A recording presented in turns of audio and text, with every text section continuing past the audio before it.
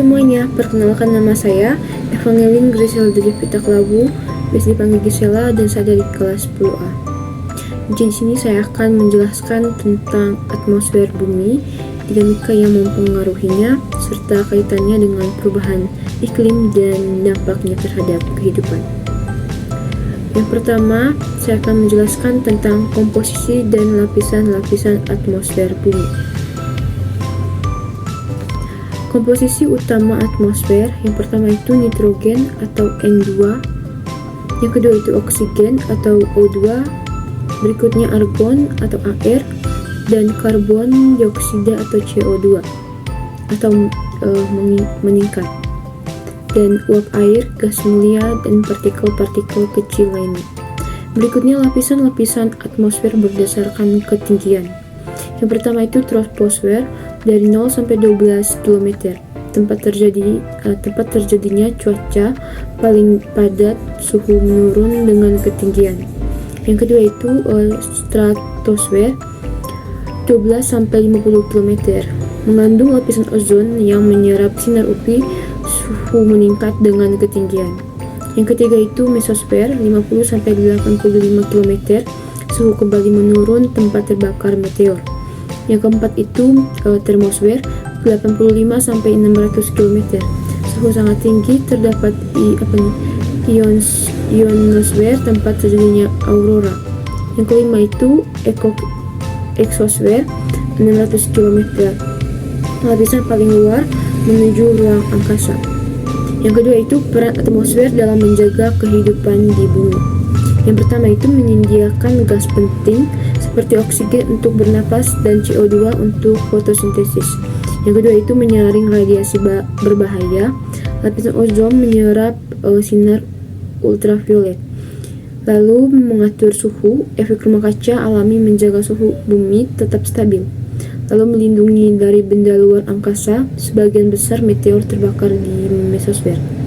Lalu menjaga siklus air melalui proses penguapan dan presipitasi. Yang ketiga, proses-proses di atmosfer. Yang pertama itu siklus udara, terjadi karena pemanasan tidak merata di permukaan bumi menciptakan pola angin global, misalnya angin passat, jet, dan jet stream. Berikutnya pembentukan awan.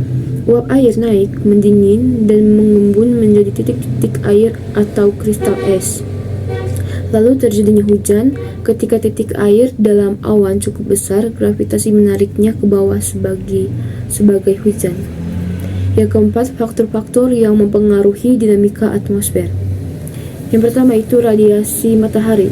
Sumber energi utama mempengaruhi suhu dan pergerakan udara.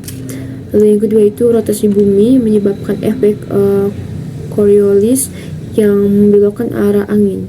Lalu yang ketiga perbedaan suhu menciptakan tekanan udara berbeda, mencium angin dan sistem cuaca.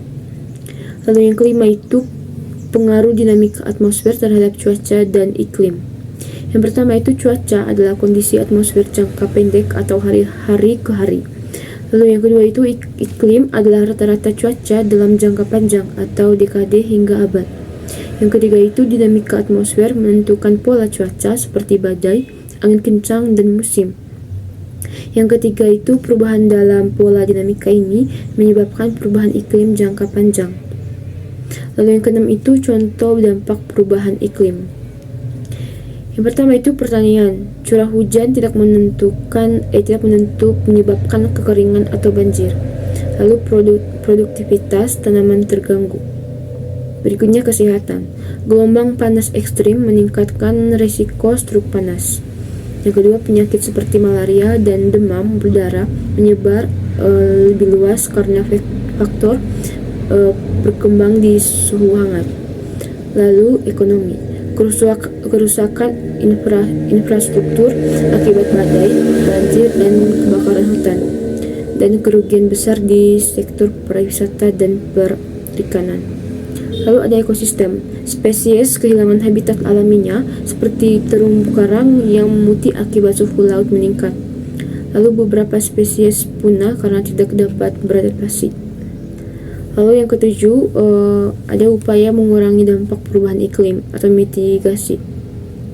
Yang pertama itu pengurangan emisi karbon, menggunakan energi terbarukan atau matahari, angin, lalu efisiensi energi di industri dan rumah tangga. Berikutnya reboisasi dan penghijauan. Itu yang pertama, hutan menyerap CO2 dari atmosfer. Lalu transportasi berkelanjutan, meningkatkan penggunaan kendaraan listrik, transportasi publik, dan sepeda. Lalu kebijakan dan kesepakatan internasional, seperti perjanjian Paris untuk membatasi kenaikan suhu global. Lalu yang berikutnya, pentingnya adaptasi terhadap perubahan iklim. Mengurangi kerentanan masyarakat yang siap menghadapi banjir, kekeringan, dan badai akan lebih tahan terhadap dampaknya. Yang pertama itu perencanaan tata kota, adaptasi melalui pembangunan infrastruktur tahan iklim. Lalu pertanian adaptif, penggunaan varietas tanaman tahan kekeringan atau banjir. Lalu sistem peringatan dini untuk mencegah kerugian akibat bencana alam.